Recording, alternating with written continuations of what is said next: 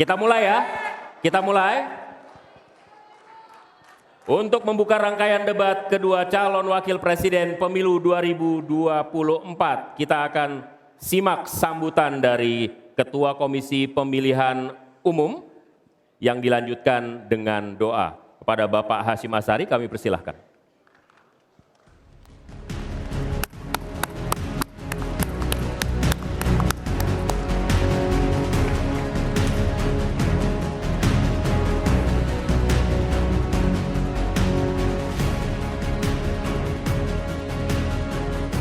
Assalamualaikum warahmatullahi wabarakatuh.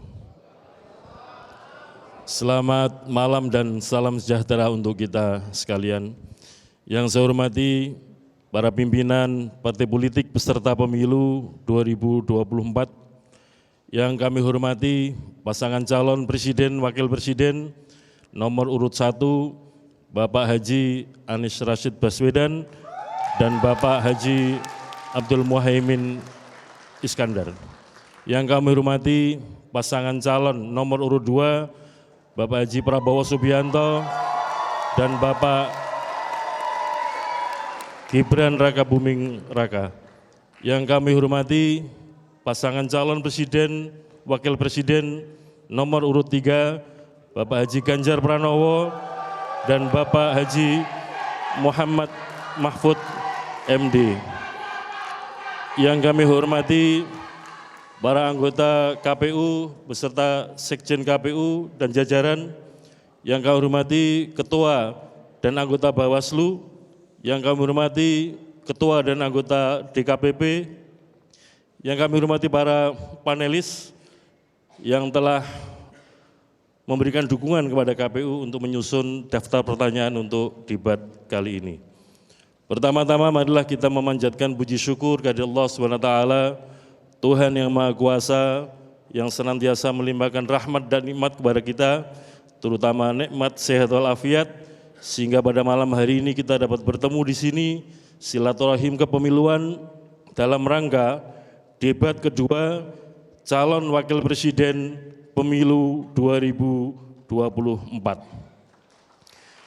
Ibu Bapak yang kami hormati, pada kesempatan ini adalah debat kedua dalam rangkaian kampanye pemilu presiden, yang kesempatan ini adalah debat yang dilaksanakan oleh calon wakil presiden. Mari kita bersama-sama menyimak, memperhatikan gagasan-gagasan, visi, misi, program masing-masing calon wakil presiden yang akan disampaikan kepada publik, kepada masyarakat, kepada rakyat pemilih Indonesia. Kita semua berharap apa yang disampaikan nanti akan memengaruhi pilihan-pilihan rakyat pemilih Indonesia kepada pasangan calon presiden sesuai dengan apa yang diharapkan. Sebelum kita mulai bersama, marilah kita sejenak menundukkan kepala, berdoa dan bermunajat kepada Allah SWT, Tuhan yang Maha Kuasa. Dengan iringan doa, semoga apa yang kita kerjakan mendapatkan ridho dan rahmat dari Allah SWT, Tuhan yang Maha Kuasa, dan kita senantiasa diberikan kesehatan, kekuatan, dan kesabaran dalam menyelenggarakan pemilu 2024 ini. Berdoa sesuai dengan agama dan keyakinan kita masing-masing. Mulai.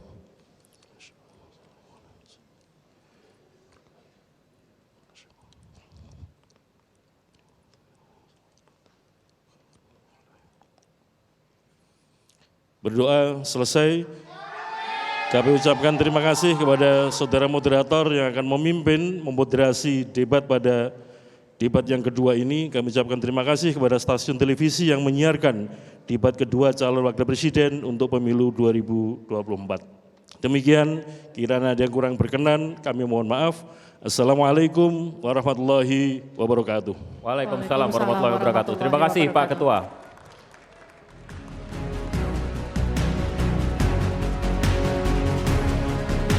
Bapak Ibu hadirin yang kami hormati, pada debat kedua calon wakil presiden pemilu 2024 terdapat 11 panelis. Kami mohon berkenan para panelis untuk berdiri ketika kami sebutkan namanya.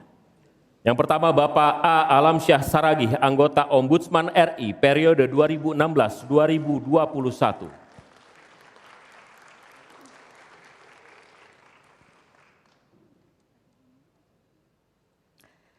Selanjutnya Bapak Aditya Wardono SE MSI MSc PhD, Ekonom dan Pengajar Fakultas Ekonomi dan Bisnis Universitas Jember.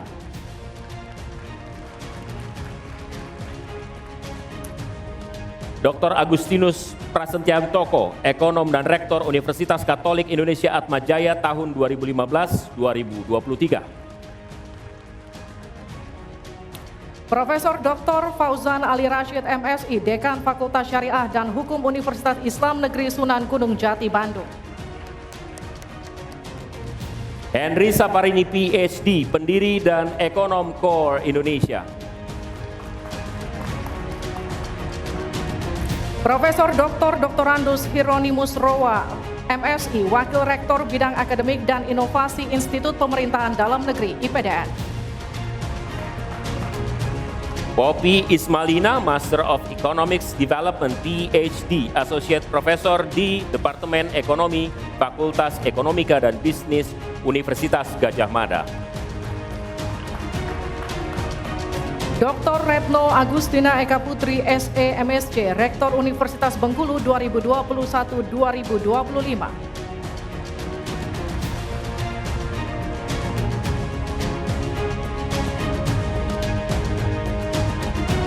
Profesor Dr. Suharnomo SE MSI, Dekan Fakultas Ekonomika dan Bisnis Universitas Diponegoro. Dr. Tauhid Ahmad, Direktur Eksekutif Indef dan Dosen Fakultas Ekonomi dan Bisnis Universitas Pembangunan Nasional Veteran Jakarta. Jose Rizal Damuri PhD, Executive Director Center for Strategic and International Studies, JSIS.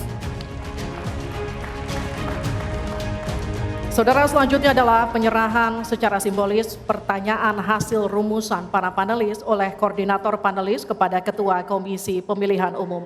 Untuk itu kami persilakan Ketua Komisi Pemilihan Umum Bapak Hashim Asyari untuk naik ke atas panggung dan koordinator panelis Ibu Retno Agustina Eka Putri untuk menuju ke panggung.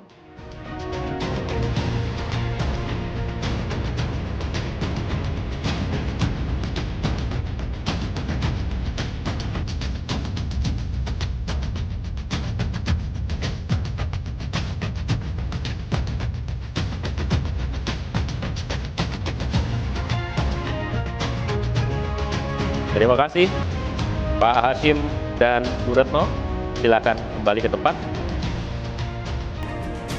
Bapak Ibu hadirin sekalian, sebelum memulai debat kami memiliki tata tertib yang harus ditaati baik oleh hadirin yang ada di ruangan dan luar ruangan, dan juga harus ditaati oleh para calon wakil presiden yang akan berdebat malam ini. Kita simak bersama tata tertib debat berikut ini.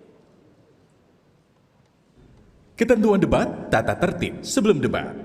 Pakaian yang digunakan adalah bebas, sopan, dan rapi. Setiap tamu undangan harus menjaga ketertiban, keamanan, serta kebersihan dan tidak membawa barang-barang yang dilarang serta dapat membahayakan orang lain di lokasi debat. Yang dapat memasuki area debat hanya nama-nama yang sudah terdaftar dan memiliki undangan debat. Untuk pengantar, pendamping tamu VIP hanya diperbolehkan mengantar ke area debat. Tim kampanye pasangan calon menempatkan petugas yang dapat menjaga ketertiban dan keamanan selama debat berlangsung. Ketentuan debat, tata tertib saat debat berlangsung. Dalam debat, pendukung tidak diperkenankan membawa bahan kampanye dan alat peraga kampanye kecuali atribut yang melekat di badan. Selama acara debat berlangsung, tamu undangan wajib menjaga ketertiban dan tidak meneriakkan yel-yel, slogan, dan melakukan intimidasi dalam bentuk ucapan maupun tindakan kepada pendukung pasangan calon, moderator, dan panelis. Selama debat berlangsung, handphone, alat komunikasi dalam kondisi hening dan dilarang mengaktifkan flashlight. Selanjutnya kami akan perkenalkan para calon wakil presiden pemilu tahun 2024. Calon Wakil Presiden nomor urut 1, Bapak Dr. Honoris Causa Haji Abdul Muhaimin Iskandar.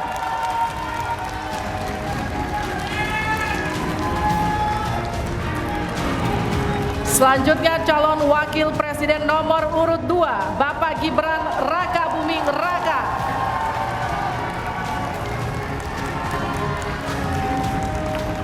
Selanjutnya calon Wakil Presiden nomor urut 3, Bapak Profesor Dr. Haji Mahfud MD.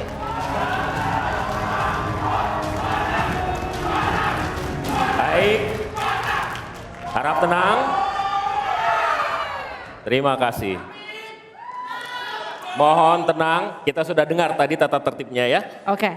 Dan langsung saja kita mulai debat calon wakil presiden pemilu 2024. Pada sesi pertama, kita akan mendengarkan visi, misi, dan program kerja masing-masing pasangan calon yang akan disampaikan calon wakil presiden 2024. Jika pada debat pertama sebelumnya penyampaian visi misi dimulai dari paslon nomor urut 1, maka debat kali ini kami persilahkan calon wakil presiden nomor urut 2, Bapak Gibran Raka Buming Raka, untuk menyampaikan visi misi dan program kerja. Kami persilahkan Pak.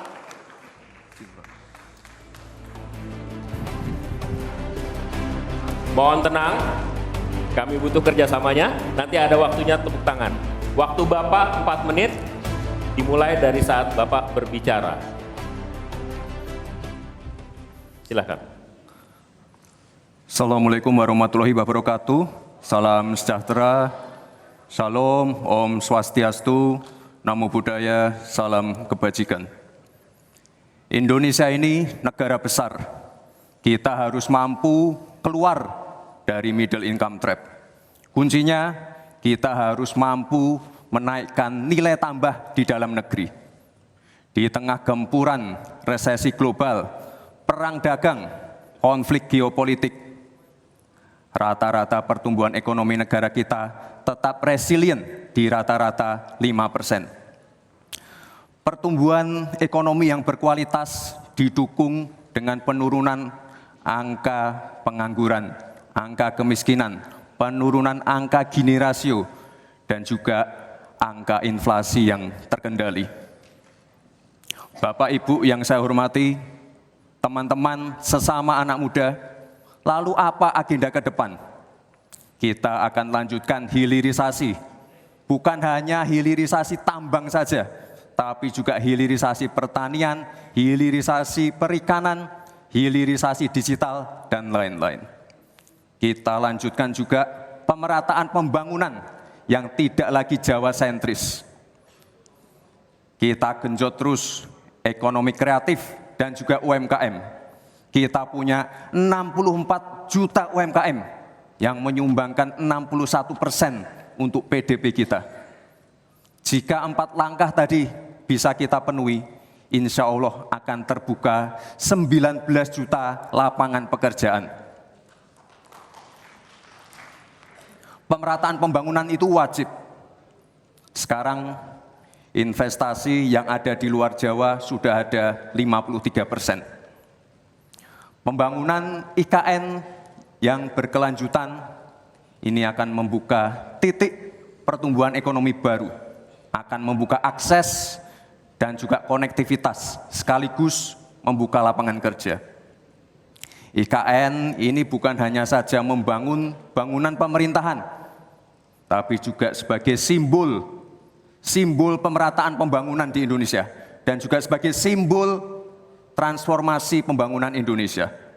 Bapak dan Ibu yang saya hormati, saya juga berkeyakinan suatu saat nanti Indonesia akan menjadi raja energi hijau dunia dengan terus mengembangkan biodiesel, bioaftur dari sawit, bioetanol dari tebu, sekaligus kemandirian gula.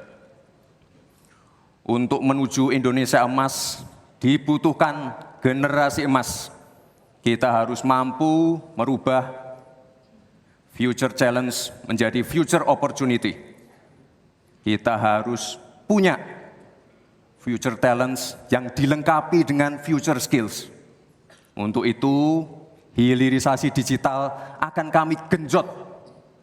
Kita akan siapkan anak-anak muda yang ahli artificial intelligence, anak-anak muda yang ahli blockchain, anak-anak muda yang ahli robotik, anak-anak muda yang ahli perbankan syariah, anak-anak muda yang ahli kripto. Bapak dan Ibu yang saya hormati, narasi besarnya di sini adalah keberlanjutan, percepatan, dan penyempurnaan. Terima kasih. Wassalamualaikum warahmatullahi wabarakatuh. Selamat Hari Ibu, selamat untuk kaum perempuan hebat di Indonesia. Terima kasih. Baik, Waktu habis. terima kasih.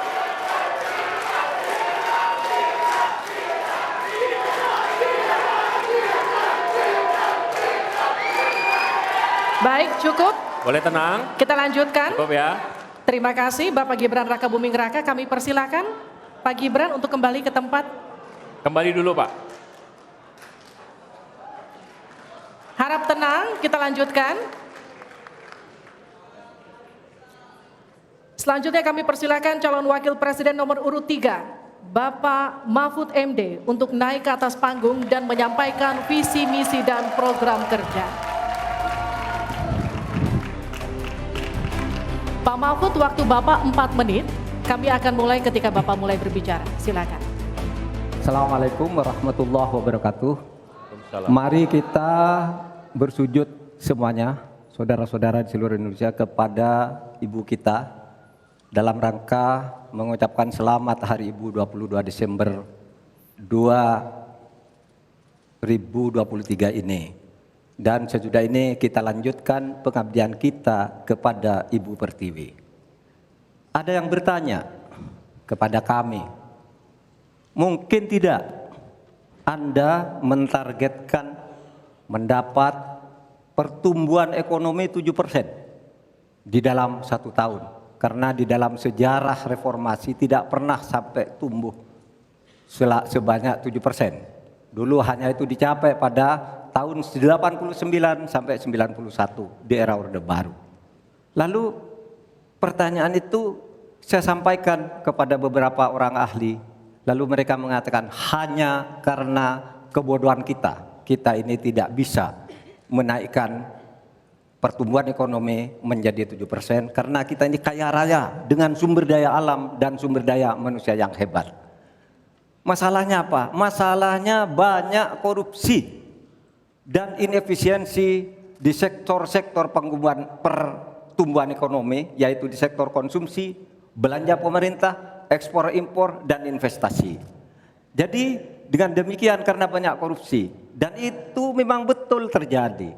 Coba lihat, berdasar hasil SIGI, Transparansi Internasional, korupsi terjadi di lembaga legislatif, eksekutif, dan yudikatif secara besar-besaran.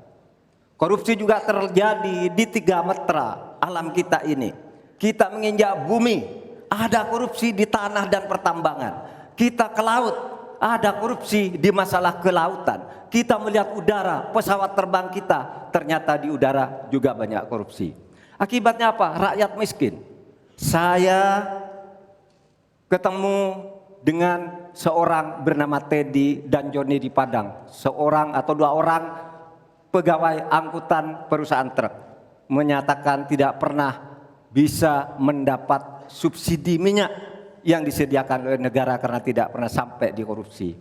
Saya juga ketemu dengan seorang Sri Wulan, anak kecil di Parongpong, Bandung Barat. Dia mengajak saya main layang-layang. Katanya, "Bapak, saya ingin terbang seperti layang-layang meraih cita, tapi saya tidak dapat." Kemudian saya ingat pulau saya Madura. Di Madura itu kaya dengan gas alam, tetapi sampai sekarang tidak pernah dioptimalkan untuk dimanfaatkan. Maka kuncinya adalah bagaimana kita memberantas korupsi. Lalu ada yang tanya kepada saya, "Bapak, kalau Bapak jadi wakil presiden orang takut ditangkap." Saya panggil para ekonom dan para pelaku usaha, "Apa betul Anda takut kepada saya kalau saya wapres?" "Tidak, Bapak. Justru kami perlu seorang penegak hukum seperti Bapak. Karena apa? Kami kalau mau investasi di Indonesia ini diperas. Mau berusaha ini diperas. Kalau kami bayar padahal diperas, lalu ketahuan kami ditangkap katanya kami menyuap. Itulah Indonesia ini pada saat ini. Oleh sebab itu saudara sekalian, kita harus lawan korupsi. Menimbang istilah anak muda, hai koruptor, kutabrak kau. Hai wir, mundur kau wir. Nah korupsi, setabrak. Saudara sekalian, ini semua dalam rangka agar terjadi pemerataan seperti ketentuan pasal 3 Undang-Undang Dasar. Di Al-Quran disebut kaila yakuna dulatan bainal yang. Jangan biarkan kekayaan itu hanya beredar di antara orang kaya. Waktu Bapak selesai. habis. Baik, terima kasih Pak Mahfud. Silakan kembali Pak. Baik. Oke, mohon tenang. Selanjutnya kami akan berikan kesempatan kepada calon wakil presiden nomor urut 1, Bapak Muhaimin Iskandar, untuk naik ke atas panggung, menyampaikan visi misi dan program kerja. Mohon tenang. Waktu Anda 4 menit Pak, dimulai dari Anda menyampaikan gagasan Anda. Assalamualaikum warahmatullahi wabarakatuh. Selamat malam, salam sejahtera untuk kita semua. Harusnya saya bicara pada debat yang pertama. Tapi hari ini saya sungguh bersyukur akhirnya bisa bertemu. Tapi jangan salah paham, bukan karena saya ambisi jadi presiden, tapi karena saya punya pelajaran yang penting selama saya berjuang di politik. Apa itu? Saya menyaksikan dan menjadi bagian dari adanya pemerintah yang memiliki kewenangan mutlak, terutama pimpinan tertinggi, untuk bisa menghadirkan keadilan dan kemakmuran rakyat. Inilah yang disebut sebagai selepet, menjadi bagian dari kewenangan untuk menghadirkan kemakmuran dan keadilan. Selepet itu seperti sarung yang saya bawa ini. Bisa di kalangan santri, bisa membangunkan yang tidur, menggerakkan yang loyo, dan sekaligus mengingatkan yang lalai. Alhamdulillah Gusti Allah memberi kesempatan saya untuk bersama-sama Mas Anies yang memiliki pemikiran yang sama untuk terwujudnya perubahan dan perbaikan. Bahkan kami berdua seperti botol dengan tutupnya. Jangan salah, selepet itu disrupsi. Disrupsi itu adalah awal dari perubahan. Bayangkan 100 orang Indonesia kekayaannya di atas 100 juta jumlah penduduk Indonesia. Artinya ini keadaan yang tidak adil. Ini harus kita selepet. Kita juga harus punya keyakinan bahwa 100 orang yang kaya ini kita pajakin bersamaan dengan kita turunkan pajak kelas menengah di Indonesia. Hari ini cabai mahal, telur mahal, beras mahal, barang-barang mahal, tengkulak jahat, mafia, penguasai dan merajalela di mana-mana. Padahal rakyat sudah kerja. Ini harus kita selepet. Angka pengangguran sudah 8 juta, 80 juta memang bekerja, tetapi di sektor informal. Mereka tidak mendapatkan penghasilan yang pasti, dan bahkan dompetnya dipastikan tipis. Ini yang harus kita selepet. Amin menginginkan bansos yang memang menjadi kewajiban negara ini diteruskan dan bahkan harus ditingkatkan, sehingga kita ingin bansos plus yang semakin membawa rakyat kita memiliki kemampuan daya beli yang mendongkrak ekonomi masyarakat kita. Insya Allah Amin akan memastikan 5% anggaran dari APBN atau sekitar 150 triliun kita khususkan untuk kaum muda Indonesia. kamu-kamu yang memiliki energi besar untuk menjadi bagian terdepan bagi kemajuan bangsa kita. Salah satunya adalah kamu, kredit usaha anak muda yang diberi kesempatan untuk mengakses sebanyak-banyaknya menjadi pelaku ekonomi yang baik. Kita akan hadirkan bagaimana agar desa-desa tumbuh berkembang. Insya Allah 5 miliar per desa akan kita wujudkan tiap tahun bagi pembangunan nasional kita. Kita juga akan siapkan seluruh bantuan-bantuan yang memungkinkan tumbuh menjadi maju. Waktunya. Mohon Habis. maaf waktu Anda habis, Bapak. Terima kasih Pak, kembali ke tempat. Terima kasih. Berikan aplaus dan apresiasi untuk 3 calon wakil presiden yang sudah menyampaikan visi, misi, dan program mereka.